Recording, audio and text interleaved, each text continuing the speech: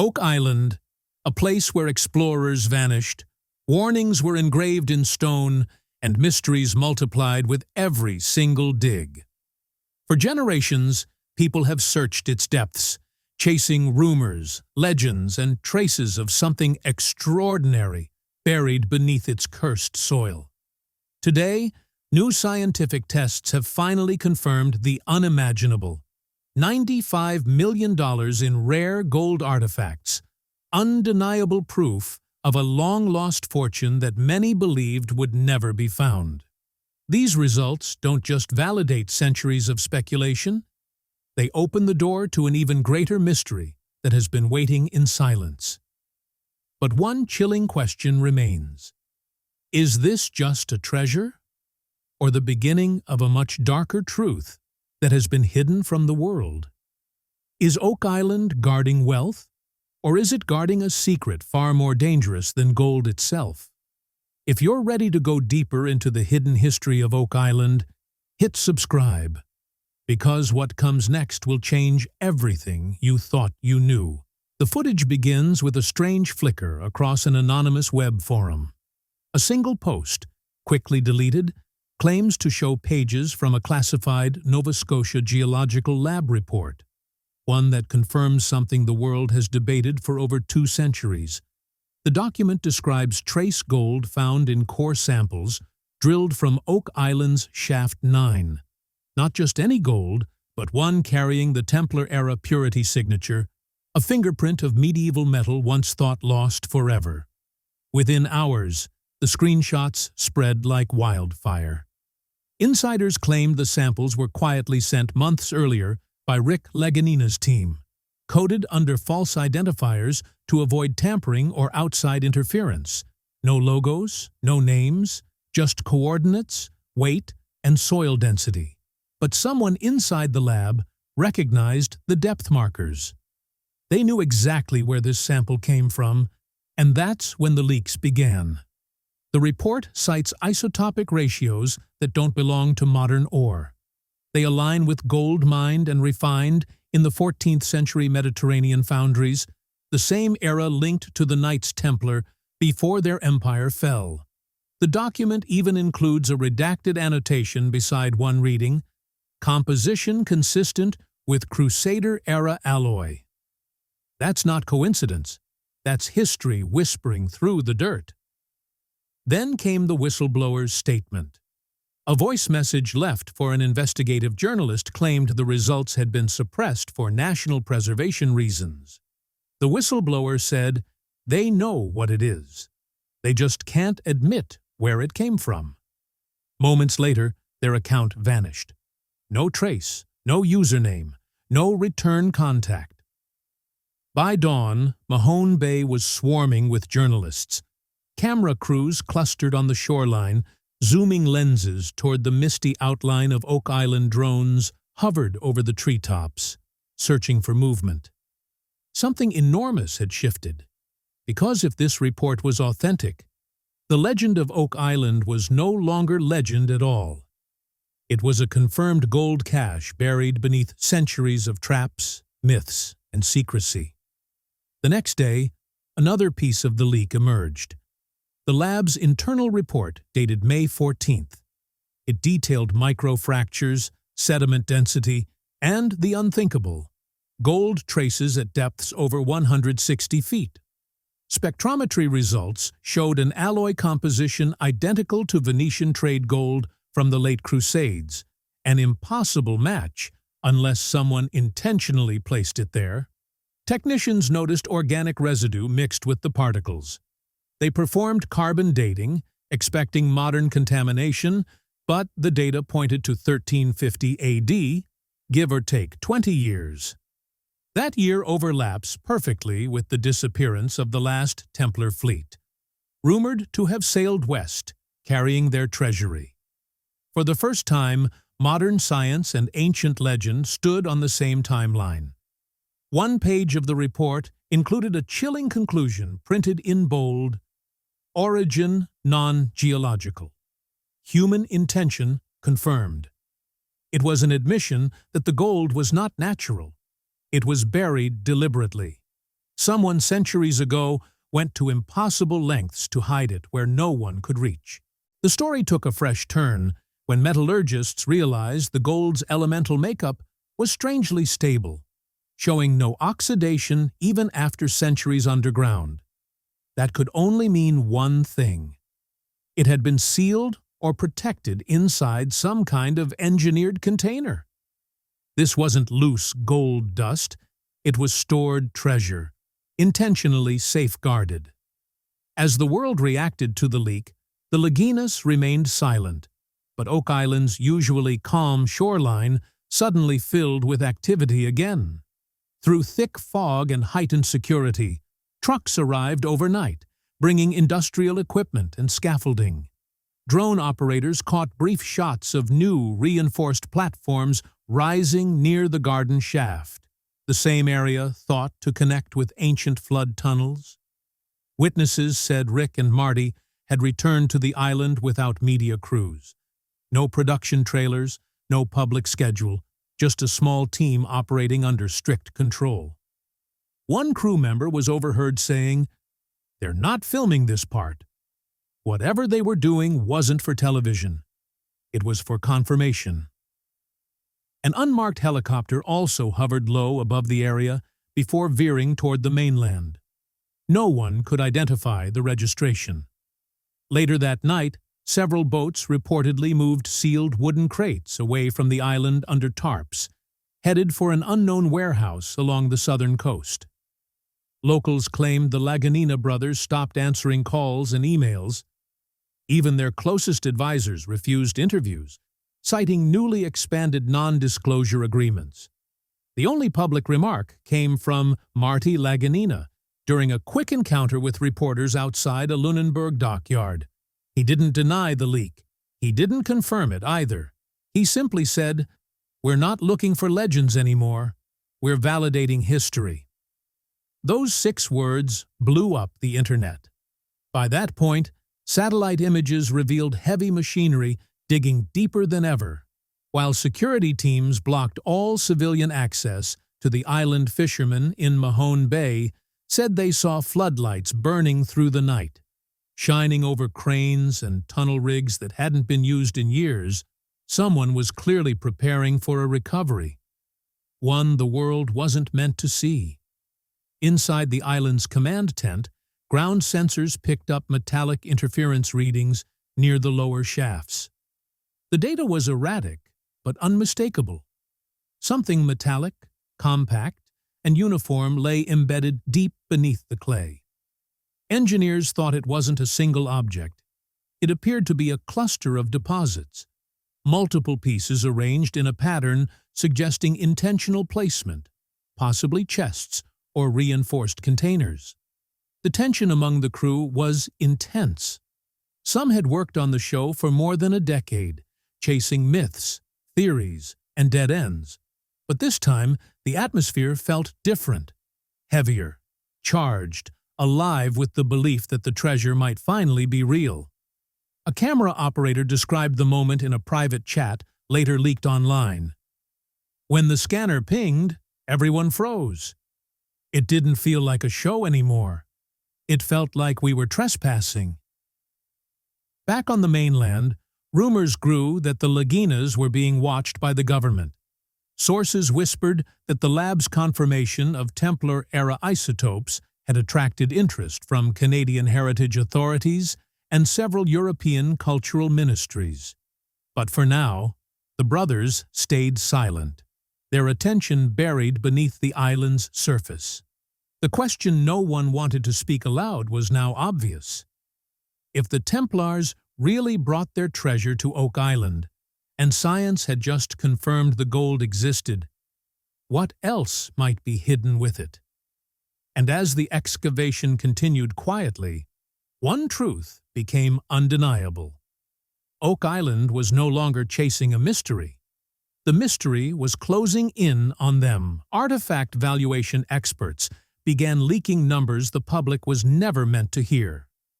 Early estimates suggested the Oak Island finds could exceed $95 million in value if the pieces proved genuine. The information came from a private insurance evaluation quietly acquired by anonymous insiders linked to a European underwriting syndicate. Every listed artifact reads like a legend materializing: a gold reliquary shard carved with the cross of Languedoc, several dozen Venetian trade coins fused into coral-like clusters, and 3 lead tablets inscribed in a ciphered language no modern linguist has managed to interpret. One of those tablets, once digitally reconstructed through forensic imaging, reveals geometric markings that align perfectly with underground coordinates beneath Smith's Cove, an area long thought to have been completely dug out years earlier. Within hours of that disclosure, a quiet wave of panic swept through the antiquities community. Economists circulated private warnings that the verified existence of Templar gold, dismissed for decades as a fringe conspiracy, could upend the private artifact market overnight. Because if true Templar-era bullion lies within Canadian territory, then ownership claims from European monarchies, religious authorities, and possibly even the Vatican could crash into global courtrooms. At the same time, digital traces showed real-time monitoring connections from Zurich, Monaco, and Luxembourg, anonymous access points tied to old banking dynasties rumored to descend from the original Templar financiers. Security at the Oak Island operation tightened immediately. Satellite phones were seized, drones banned from the air, and even families of crew members were reportedly asked to sign temporary extensions to existing non-disclosure agreements. Whatever they were uncovering was more than archaeology. It was financial, political, and spiritual all at once. As the rumors intensified, historians began linking the metallurgical findings to something buried deep within old French archives. The alloy ratios, specifically the silver-to-copper balance, matched coinage produced by the Templar treasury of La Rochelle, the very port where the last Templar fleet disappeared in 1307 under the orders of King Philip IV.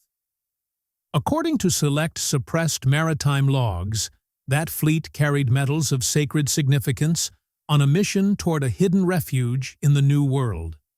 For centuries, scholars dismissed the idea as romantic folklore, but now, with physical evidence emerging from Oak Island's soil, the past was refusing to stay forgotten.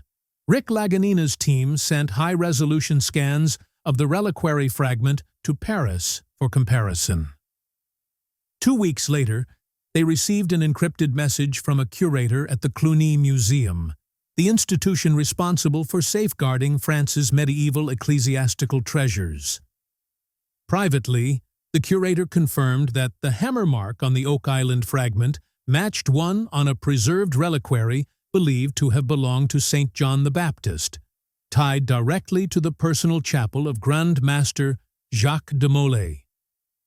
They declined any official statement, fearing global ownership disputes, but the meaning was unmistakable.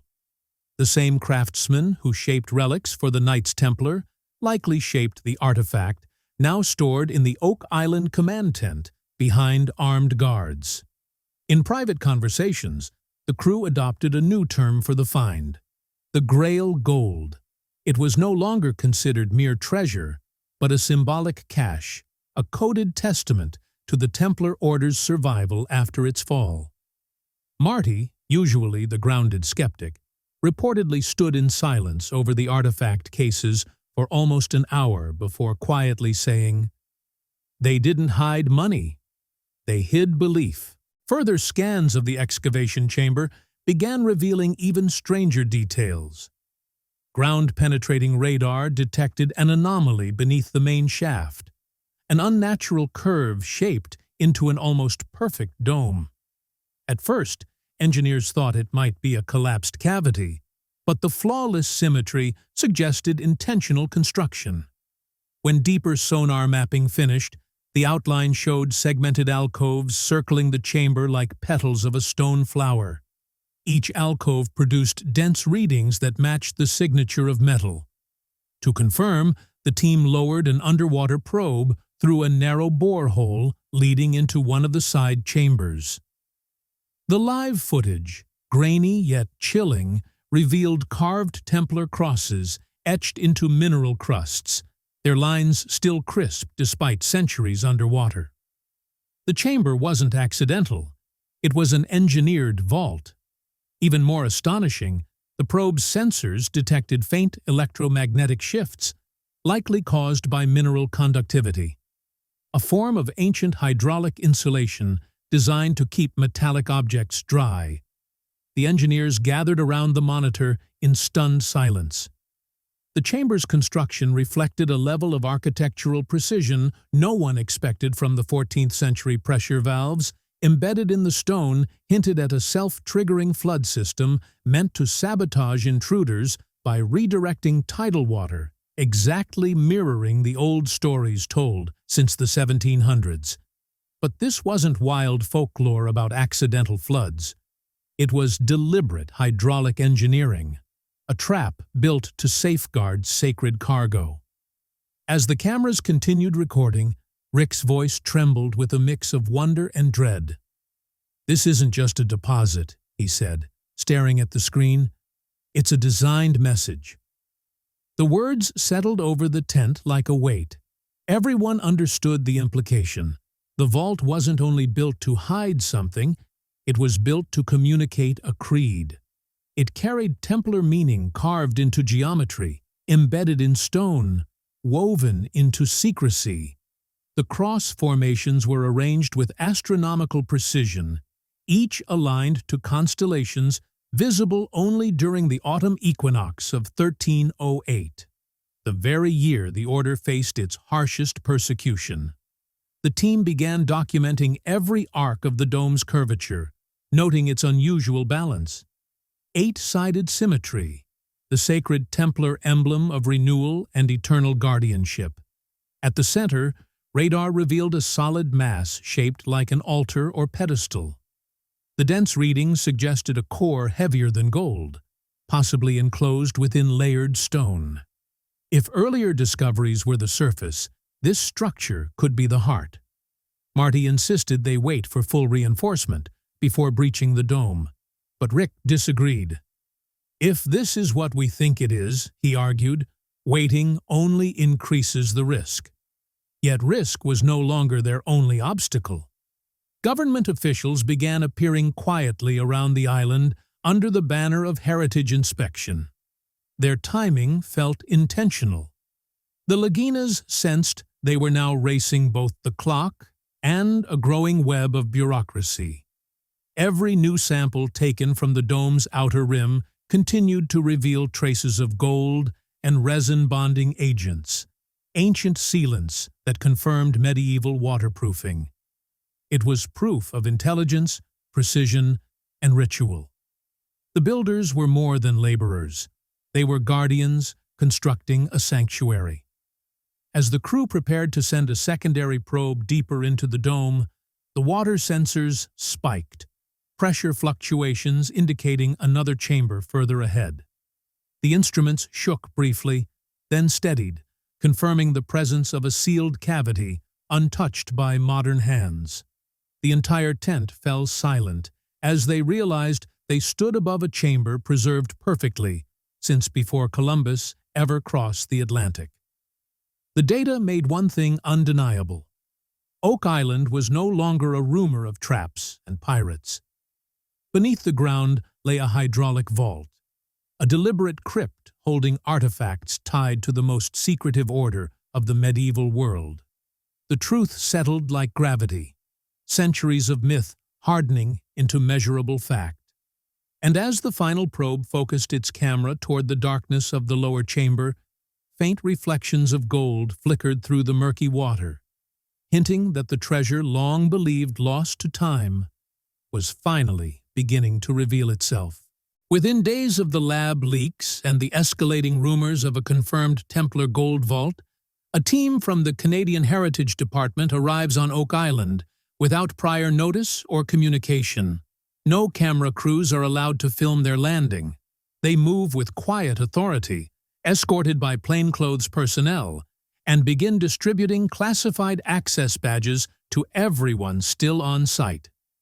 By that evening, government signage is installed across the island's perimeter fences reading, "Protected Historical Zone." Federal authorization required.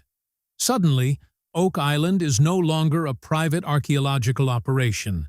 It has become a restricted area under federal supervision. Within 48 hours, regulations arrive in writing. All drone flights above the island are prohibited under newly declared airspace monitoring protocols. Satellite data begins showing faint, unexplained digital noise over the coordinates. Electronic interference patterns that wipe out GPS stability crew members attempting to upload footage report file corruption, and sudden hard drive wipes following mysterious power surges. At first, the anomalies are blamed on equipment error. But when every recording device malfunctions during key excavation windows, the coincidences become impossible to ignore. Someone or something does not want new data leaving the island. Rumors spread that the Canadian government's interest may be more than historical preservation. Internal correspondence from the department cites the possibility of materials of European sovereign origin buried on the island, language that implies crown ownership.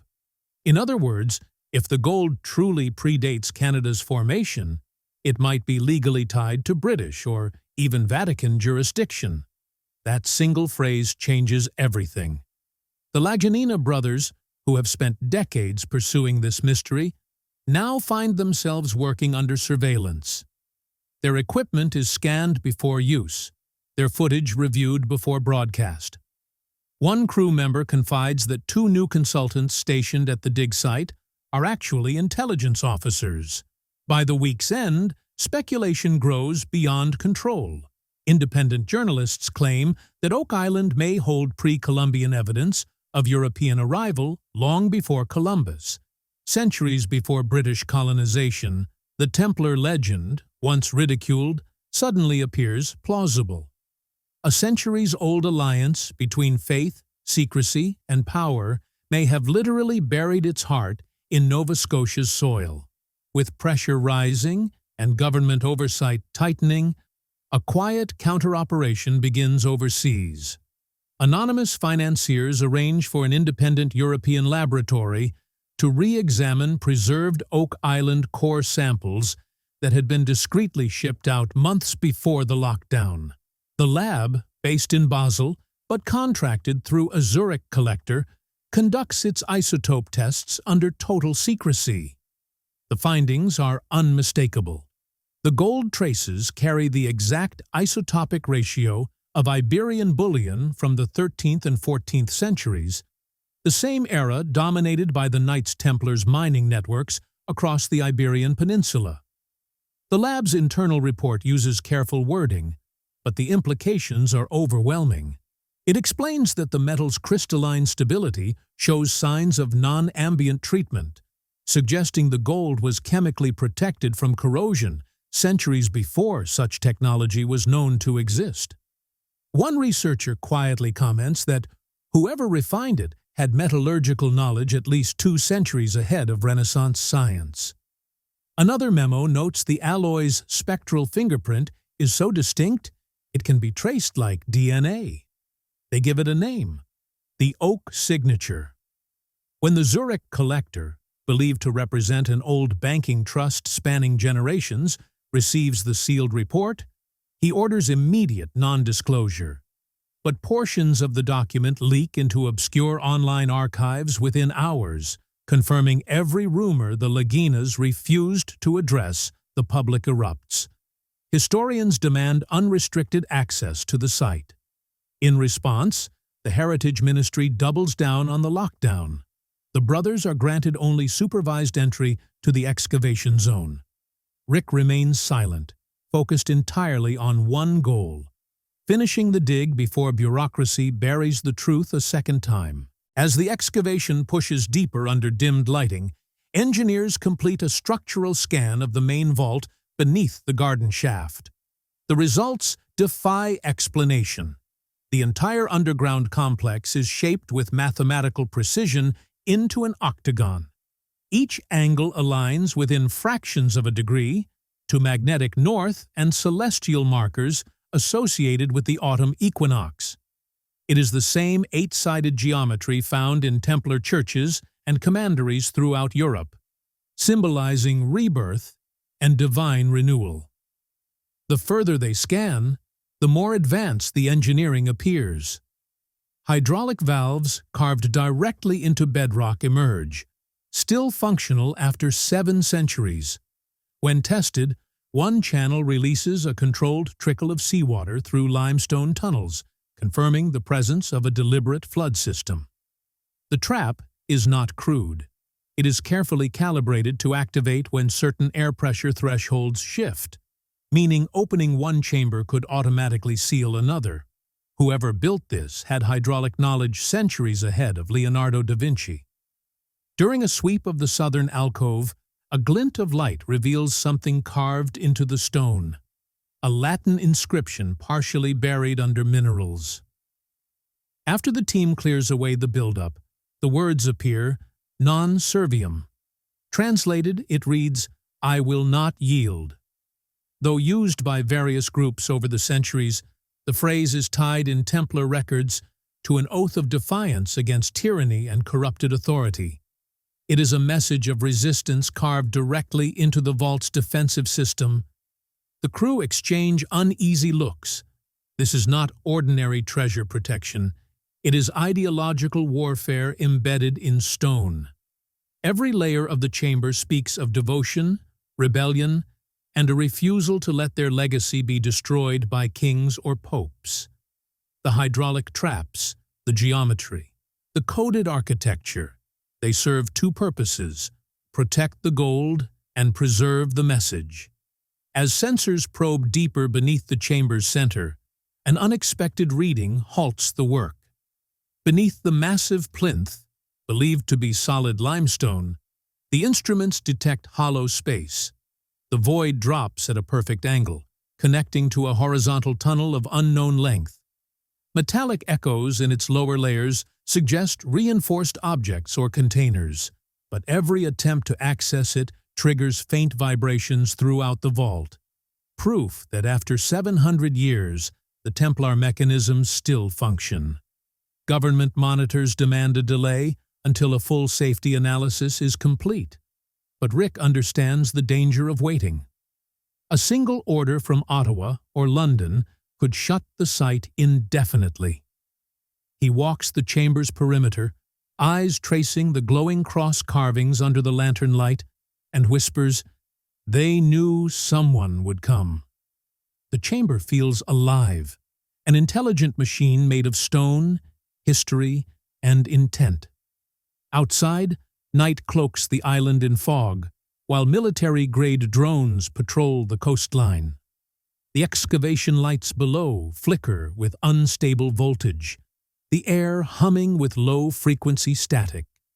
Every whisper, every mechanical vibration echoes off the rock walls as though the island itself were breathing. Inside the vault, the engineers begin plotting a controlled microbore to the lower void, carefully avoiding the hydraulic lines. As they prepare the instruments, a low-resonance tremor ripples through the chamber floor, brief, like a heartbeat. The sensors spiked, then stabilized. The readings confirmed what everyone secretly feared and hoped for. Something immense lay sealed beneath. The implications stretched far beyond archaeology or gold. The symbols, the engineering, the defiance, they revealed a message intentionally preserved by those who refused to bow.